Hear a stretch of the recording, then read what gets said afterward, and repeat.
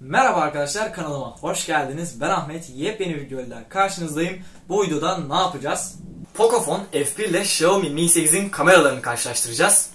Evet, Xiaomi Mi 8 ile Pocophone F1'in kameralarını karşılaştıracağız. Şu an benim görüntümü Pocophone F1'in kamerasından görüyorsunuz. Benim görüntümü de Xiaomi Mi 8'in kamerasından görüyorsunuz. Benim sesimi Pocophone F1'in mikrofonundan duyuyorsunuz.